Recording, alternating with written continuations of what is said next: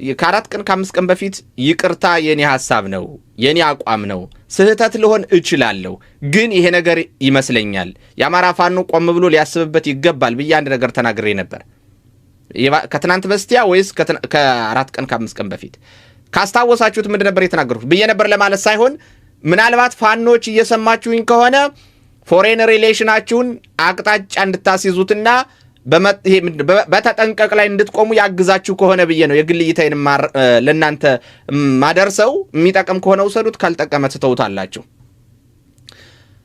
የተባበሩት አረብ ኤምሬት ከአብይ አህመድ ጋር አብራ የምትቀጥልበት ገመድ በተቻለ መጠን እየተበጠሰ ነው ለዚህ ደግሞ ሳውዲ አረቢያ የአንበሳውን ድርሻ ይዛለች ቱርክ መታ በቅርብ ቀን ከአብይ አህመድ ጋር እረፍ ልትለው ትችላለች መቼም እርግጠኛ ነኝ ቱርክ ቀጥላ አትለውም ግብጽ ተጽዕኖ እያሳደረች ነው ይሄ ባለበት ሁኔታ ላይ ዩናይትድ አረብ ኤምሬት ዘርግታው የነበረው ይሄ ገልፍ ኦፍ ኤደንን የመቆጣጠር በዲፒ ወርልድ በኩል ገልፍ ኦፍ ኤደንን የመቆጣጠር ፕሮጀክት የተወሰነ እንቅፋት ገጥሞታል የዲፒ ወርልድ ኃላፊው ሰሞኑን ከስልጣን ተነስቷል ታስታውሳላችሁ ከአምስት ቀን በፊት ከስልጣን መነሳቱን በዜና ገልጸን ነበር የዲፒ ወርልድ ኃላፊው ከስልጣን የተነሳው ይሄን ሁሉ ሳታጤን ነበር ወይ በርካታ መሳሪያ ወደ ሱዳን ስናስገባ ስታደርግ የነበረው ይሄንን እና አሜሪካንን በእጅ ሳትይዝ ነው ወይ ሌሎችንም ምዕራባውያን በቁጥጥር ውስጥ ሳታደርግ በተለያየ መንገድ ሳትይዝ ነው ወይ ወደ ምስራቅ አፍሪካ ዘው ብለን እንድንገባ ምክር የሰጠህን በሚል የዲፒ ወርልድ ኃላፊው ተባሯል ከውስጥም በጣም በርካታ በተለይ የዩናይትድ አረብ ኤምሬት የደህንነት ሰራተኞች በርካቶች ተባረዋል ይሄ የሆነ ፖለቲካል ሼኪንግ የገጠማት ይመስለኛል ዩናይትድ አረብ ኤምሬት በዛ ላይ ደግሞ በውጭ በኩል ያለውን ተጽዕኖ ያያችሁት ነው ለዛ ነው ዩናይትድ አረብ ኤምሬት እንተናማ ሮይተርስ ያወጣውን ዶክመንታሪ ተከትሎ ተንበጫብጫ መግለጫ ያወጣችው ይሄ የሚያሳየው ሳይን አለ ይሄ የሚያሳየው አብይ አህመድ ወደደም ጠላም ወይ በፍላጎት አለያም በካልቾ ተብሎ ከዩናይትድ አረብ ኤምሬት ጋር ያለውን ግንኙነት ያቆማል ዩናይትድ አረብ ኤምሬት ደግሞ ከአብይ አህመድ ጋር ግንኙነቷ ከቆመ ሌላ ዳይሬክሽን መከተል ትጀምራለች በጣም ቂመኛ አገር ነች ስለዚህ ዩናይትድ አረብ ኤምሬት ምንም ችግር የለባትም በ24 ሰዓት ውስጥ ስትደግፈው የነበረውን አካል ተገልብጣ ጠላት ማድረግ ትችላለች ይሄ የዩናይትድ አረብ ኤምሬት ኤክስፔሪየንስ ነው በዚህ መሰረት ከአብይ አህመድ ጋር የምትፋቷ ዩናይትድ አረብ ኤምሬት ከማን ጋር ልትቆም ትችላለች ብዙ ነገሮችን ማማተር ያስፈልጋል በሶማሌ በኩል የታጠቀ ኃይል አለ በአፋር በኩል የታጠቀ ኃይል አለ ኦሮሚያ ክልል ውስጥ የታጠቀ ኃይል አለ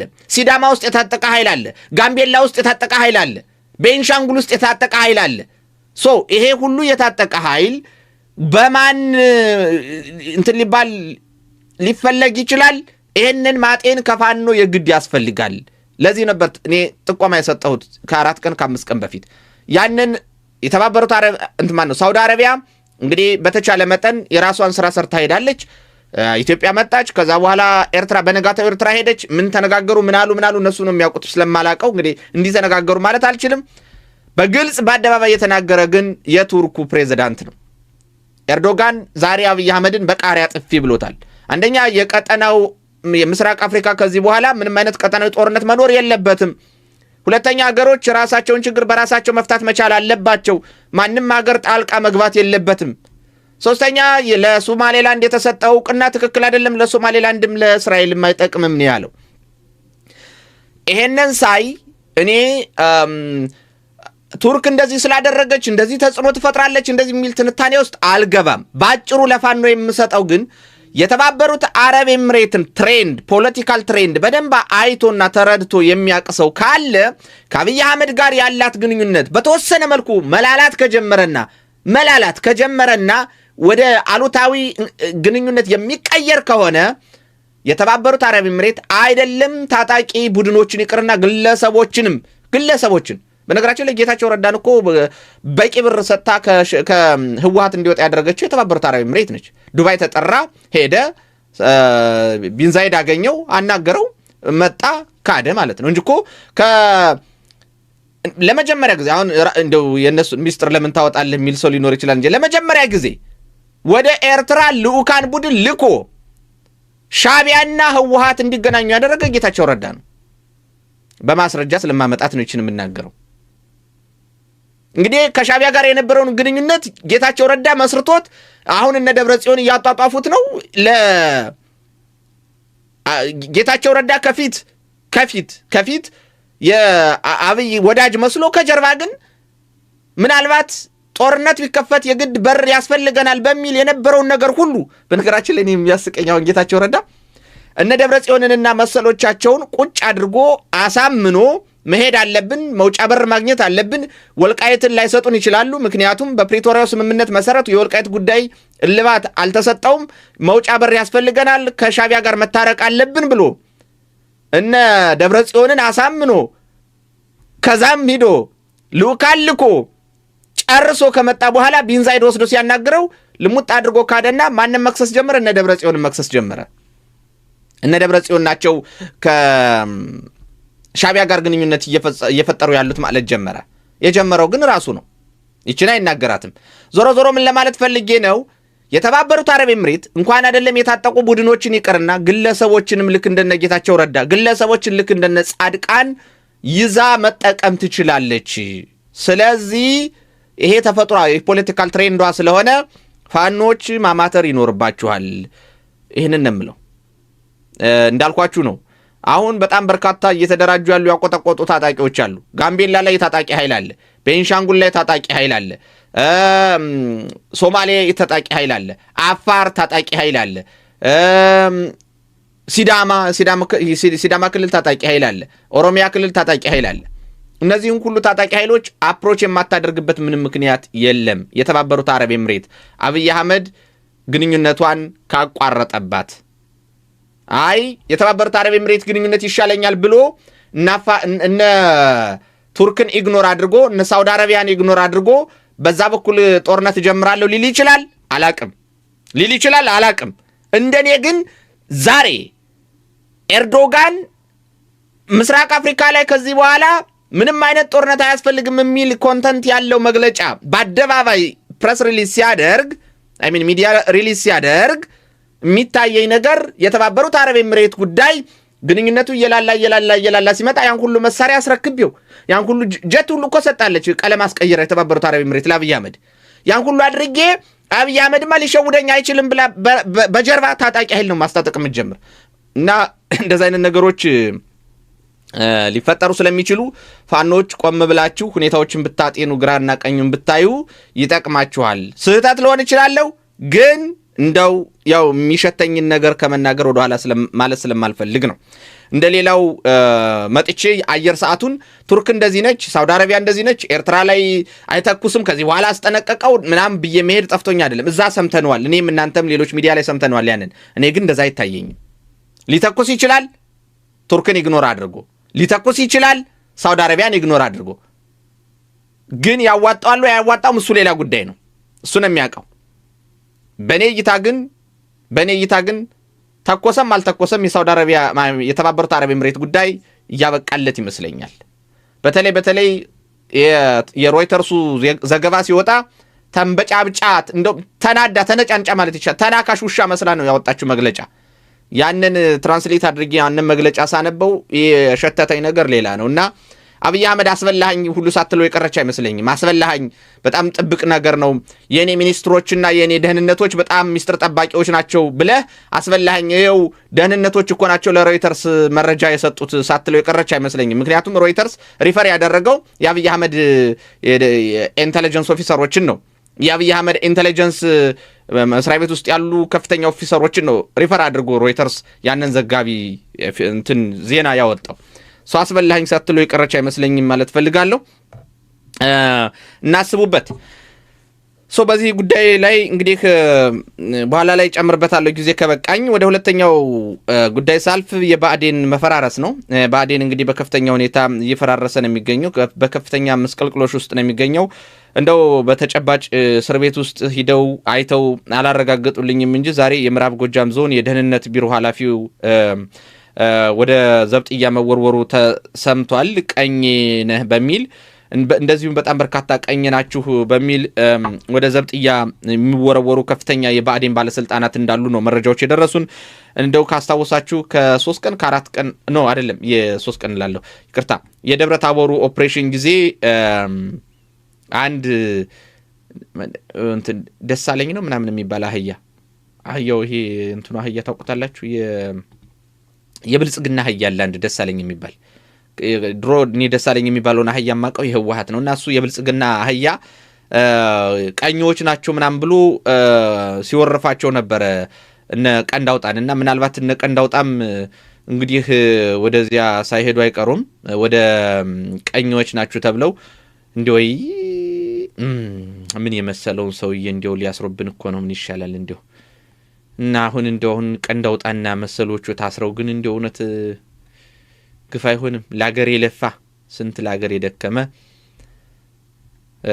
ኦኬ ፒክቸሩን ለጊዜው አላገኘሁትም ግን አይታችሁታል መሃል ሜዳ የሚል ሚዲያ ያለው አንድ የወላይታ ነው የሲዳማ ተወላጅ ምናምን ነው አሉኝ እኔ ተወላጅ እንደሆነ እንጃ በኢትዮጵያ ሰንደቅ ዓላማ ንፍጡን የተናፈጠ አማርኛ እንኳን መናገር የማይችል ልጋጋም አማርኛ እንኳን በደንብ መናገር የማይችል በትክክል ያ ደሳለኝ የሚባለው አህያ የሚመጥን አህያ እሱ ሸር አድርጎ አይቼዋለሁ ይሄን የምሳደበው ፋኖን ምን እያለ ሲሳደብ እንደነበር ስለምታስታውሱ ነው ምን እያለ ፋኖን ምን እያለ ሲሳደብ እንደነበር ይሄ ንፍጣም ልጅ ታስታውሳላችሁ በቂ ቪዲዮ ስላለኝ ነው ነገ ሂሳብ የምናወራረድበት በቂ ቪዲዮ ሪከርድ አድርገን ከዩቲዩብ ላይ አስቀምጠነዋል እና እሱ የሚያመላክተኝ ነገር አለ የባዕዴን ካስታውሳችሁ ደመቀ መኮንን ከስልጣን ሊወርድ ሲል እነ ስዩም ተሾመና መሰሎቻቸው ደመቀ መኮንንን መሳደብ ጀምረው ነበር አሁንም እነ ቀንዳውጣና እነ ተመስገን ጥሩነህን እነ አገኘው ተሻገርን በጠረባ ማለት ፈልገዋል መሰለኝ ብቻ ያው በእነዚህ በአፈቀላጤዎቻቸው በኩል እየወጡ እየተናገሩ ነው ያ የሚያሳየኝ የሆነ የሚሸት ነገር አለ ባዕዴን ውስጥ ከፍተኛ ችግር አለ ያ ችግር ደግሞ እሳቱ እነዚህን ሰዎች ሊቀራጥፋቸው እየሄደ ነው ማለት ነው እኔ ደግሞ በላይ ከላይ ቤንዚን ትንሽ ወደድ ብሏል አሁን የዶላር ምንዛሬውም ስለጨመረ ከዚህ ትንሽ ነገር አድርግና አርከፈክፋታለሁ ከላይ እሳት እና ያው ተዘጋጁ ማለት ያክል ነው በነገራችን ላይ ይሄ በዋናነት የባዕዴን መፈራረስ ምክንያት የሆነው ቀኝ የሚባለው የውስጥ አርበኞች እንቅስቃሴ ነው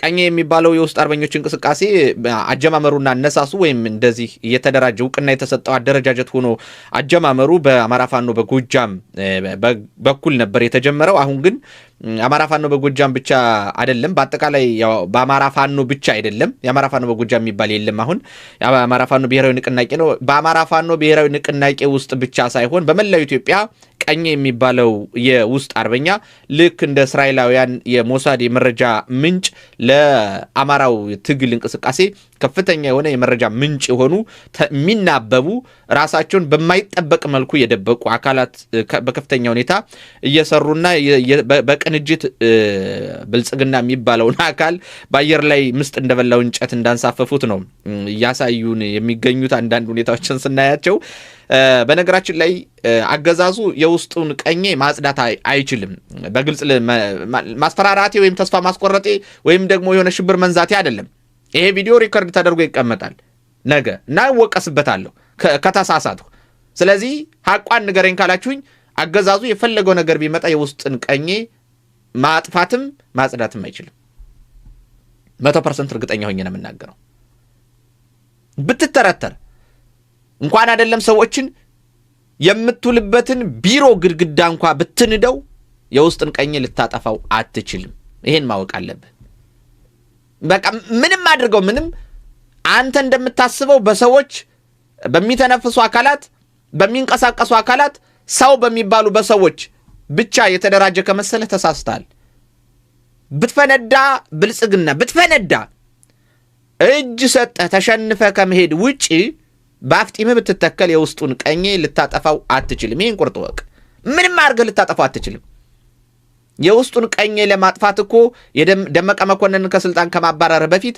የደመቀ መኮንን የጽህፈት ቤት ኃላፊ የነበረውን ሰውዬ በመርዝ ገለኸዋል ደመቀ መኮንንን ከስልጣን አባረኸዋል ሰው መስሎ ተመስገን ጥሩነህንም ከደህንነት አንስተኸዋል በቃ መረጃው ግን እንደቀጠለ ነው አብይ አህመድ ራስህ በህይወት እስካለህ ድረስ ያንተ መረጃ ያንተ እንቅስቃሴ ከህዝብ እይታ የተሰወረ አይደለም በቃ ቁርጥህን ወቅና ያው እንድታቀው ለማለት ያክል ነው እንኳን አይደለም መታች ድረስ ያላችሁት በነገራችን ላይ በቃ በጣም ለህዝብም ለሀገርም ደህንነት አስጊ ስለሚሆን እንጂ እንደናንተኛ እንደው ያገኘነው ሁሉ እናደርስ ቢሆን ወደ ሚዲያ ቢወጣ የሚደርሰን ሁሉ መረጃ አገር ብትንትን ስለምትል እንጂ ጉዳችሁ ተነግሮ አያልቅም እኮ። የምናስቀምጠው ለነገ ፍርድ ቤት ላይ ቀርቦ ተጠያቂ ስለምትሆኑበት ነው። አሁን ብናወጣው አገሪቱን አደጋ ላይ መጣል ስለሚሆን፣ ስለዚህ እርግጠኛ ሆኜ የምነግርህ ፉከራ አይደለም፣ ምንም አይደለም። ራስህ ማረጋገጥ ትችላለህ። ከደመቀ መኮንን እና ከግብረ አበሮቹ ጀምሮ ያላጠፋኸው ያልገደልከው መርዘህ ያላስወገድከው አማራ የለም። እንዲህ ዳንኤል ክብረትን ቢሮ እንዳይገባ የከለከልከው ስንት ጊዜ ነው? ዳንኤል ክብረት አሁን ለአንተ ቀኜ ነው መረጃ የሚያወጣብኝ ዳንኤል ክብረት ነው ብለህ ነው። ዳንኤል ክብረት ቢሮ እንዳይገባ ከከለከልከው ወዲህ ስንት መረጃዎች ከአንተ ቢሮ ወጥተዋል? ራስህ ታውቀዋለህ። እና ለማንኛውም እንደው ስለማታጠፋው በቃ አትልፋ ለማለት ያክል ነው። ይህን ካልኩ በኋላ ግን ሰው ግንዛቤ ውስጥ መግባት ያለበት ቀኜ ማለት ሁለት አይነት ነው። አሁን ቀኜ አንተ ይሄን አይነት ቀኜ ነህ፣ አንተ ይሄን አይነት እያልኩ አይደለም። ቀኜ ሁለት አይነት ነው። አንደኛው የውስጥ ቀኜ መረጃዎችን በደንብ አድርጎ ኢንክሪፕትድ በሆነ መንገድ ለሚመለከተው አካል የሚያደርሰው የተደራጀ ኃይል ነው። ያ የውስጡ ቀኜ እንዳልኳችሁ ሊጠፋ አይችልም። እንዳይጠፋ ተደርጎ የተሰራ በምንም ተአምር እንዳይጠፋ ተደርጎ የተሰራ አደረጃጀት ስለሆነ የውስጡ ቀኝ አባላት ህንፃዎቹ የቀኝ አባላት ናቸው። ሰዎች የቀኝ አባላት ናቸው። መረጃ እንዲያስተላልፉ የተደረጉ እነዚህ ወይም መብራቶች፣ ቴሌታወሮች በአጠቃላይ የማንጠቀማቸው ወይም የማንጠቀምባቸው ዲቫይሶች የሉም። አብይ አህመድ ብቻ ነው አሁን በቴክኖሎጂ በልጫለሁ እያለ እምቡርሽ የሚለው። እሱን ያው እየተያየን ስለሆነ አንተ ራስህ እስከምታብድ ከግድግዳ ጋር እስከምትጋጭ ድረስ መረጃ እንዴት እንደሚወጣ ስለምታውቀው ብዙ ማብራራት አይጠበቅብኝም። I have to stop here። እዚህ ጋር ማቆም አለብኝ በዚህ ጉዳይ፣ በውስጡ ቀኝ ጉዳይ ማለቴ ነው። የልቅስ አንተ የውስጥ ቀኝ ነህ፣ አንተ እንደዚህ ነህ እያላችሁ ዝም ብላችሁ አንድ ቴክስት ያገኛችሁበትንም አንድ የስልክ ጥሪ ያገኛችሁበትንም አንድ ምስል ያገኛችሁበትንም ሰው እየወሰዳችሁ አትረሽኑ። እነሱ ምናልባት ዝም ብሎ ለሆነ ለአንድ ቀን ለሁለት ቀን ከሆነ ሰው ጋር ተላልከው ሊሆን ይችላል። እነሱ ቀኞች ናቸው፣ የውስጥን ቀኝ እነሱ ናቸው የሚዘውሩት ካላችሁ እንግዲህ የሰው ነፍስ ማጥፋት ደስታችሁ ስለሆነ የሰው ነፍስ ማጥፋት ግብራችሁ ስለሆነ ያው ያን ግብራችሁን እየፈጸማችሁ ነው እንጂ እነሱ ከደሙ ንጹህ ናቸው። ይሄ የውስጡን ቀኝ መቼም ማንም በምንም ሊያጠፋው አይችልም። እርግጠኛ ሆኜ ነው የምናገረው። የውጭው ቀኝስ ደግሞ ምንድነው ካላችሁኝ የመጀመሪያዎቹ ለአማራ ትግል የውጭ ቀኝ ሆነው እያገለገሉ ያሉት ያገዛዙ ካድሬዎች ናቸው። በጣም በርካታ አገልግሎት አላቸው። የምር ነው የምናገረው። እኔ አሁን በጣም ብዙ ሰው ያስቀኛል። አብይ አህመድ እንደዚህ አድርጎ የብልጽግና ካድሬ እንደዚህ አድርጎ የብልጽግና እንላለን እኔን ጨምሮ እያገዙን እንደሆነ ግን አስበነው እናውቃለን። ከሁሉም በላይ ለአማራ ህዝብ ትግል አሸናፊነት፣ ለአማራ ህዝብ ትግል መቀጣጠል፣ የማይመለስ ደረጃ ላይ መድረስ ትልቁን አስተዋጽኦ ያበረከቱት አንደኛ የብልጽግና የውሸት ሪፖርት አዘጋጆች፣ ሁለተኛ የብልጽግና ሌባ አመራሮች፣ ሶስተኛ እንደ ዳንኤል ክብረት አይነት ህዝብን የሚያንቋሽሽ ህዝብን የሚያናድድ ጀነራሊ ህዝብን ስሜት ውስጥ የሚከት ንግግር የሚናገሩ አፈቀላጤዎች። እነዚህ የአደባባይ የአማራ ህዝብ የትግል ቀኞች ናቸው። ለመሆኑ የዳንኤል ክብረት ጽሑፍ ስንቱን አናዷል?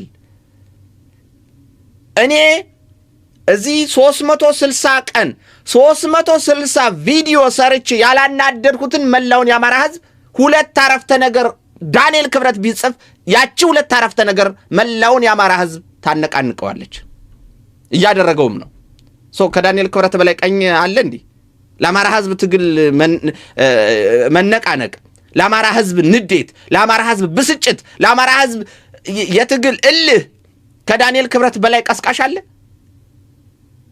እኔን ብቻ አይደለም ሌሎችንም ሚዲያዎች ተጨምረው አመት ሙሉ አማራ እየተገደለ ነው፣ አማራ እንዲየሆነ ነው፣ አማራ እንደዚህ እየተራበ፣ አማራ እየተሰደደ፣ አማራ ተለይቶ እየተጠቃ ብለን ከምንጮኸው ጩኸት በላይ ሁለት የዳንኤል ክብረት ሁለት አረፍተ ነገር ስድቦች የአማራን ህዝብ በልህና በቁጭት ያነሳሱታል። ዳንኤል ክብረት የአደባባይ ቀኝ ነው። በቃ ምንም ወደዳችሁም ጠላችሁም። ሌላው እንዳልኳችሁ የአማራን ህዝብ በየደረጃው ሲፈልጉ ጉቦ አምጣ ብለው ጉቦ ይቀበሉታል። ሲፈልጉ ንጹሐንን ይረሽናሉ፣ ጭፍጨፋ ይፈጽማሉ። ሲፈልጉ እህል ያቃጥላሉ፣ እህል ይዘርፋሉ፣ እህል ይቀማሉ፣ እንስሳትን ይቀማሉ፣ ቤት ያነዳሉ። ይህን ሁሉ በደል የሚፈጽሙ የብልጽግና ካድሬዎች ደግሞ ሌሎች ቀኛዎች ናቸው። የአማራን ህዝብ ትግል በማነሳሳት በአማራ ህዝብ ትግል ላይ እሳት በመጨመር ቤንዚን በመጨመር በቃ ልክ እንዲጠነክር ቁርጠኛ እንዲሆን ወይ መሞት ወይ መኖር የሚል ትግል እንዲታገል በማድረግ የብልጽግና ካድሬዎች ትልቅ አስተዋጽኦ አላቸው። እንደ ቀላል ነው የምናየው። በነገራችን ላይ ይሄ ህዝብ የሚያናድድ፣ ህዝብ የሚያበሳጭ፣ ህዝብን ወደ ትግል የሚያስገባ፣ ህዝብን ወደ ልህ የሚያስገባ አይመስልንም። ቲፒኤልኤፍ እኮ ታግላ በቃ ማሸነፍ አልችል ስትል ቁርጥ ሲሆን ምንድን ያደረገችው? ከፓይሌቱን በእነሱ የስለላ መረብ ውስጥ እንዲገባ አደረገችና ሀውዜን ላይ ንጹሐን እንዲጨፈጭፍ አደረገች ገበያ ላይ። ከዛ በኋላ ነው በቃ የትግራይ ህዝብ አምርሮ የተነሳው መንግስቱ ኃይለማርያም ላይ። ስለዚህ እነዚህ የብልጽግና አካል እንዲወድቅ ትልቅ ስራ። አዎ አንድ ጉቦ የሚቀበል የብልጽግና ካድሬ ጉቦ የሚቀበለው ገንዘብ ስለሚፈልግ ነው። በሌላ ሳይድ ግን ጉቦ የሚቀበለው ስልጣን ላይ እስካለ ድረስ የዕለት ወጪውን ለመሸፈን ነው።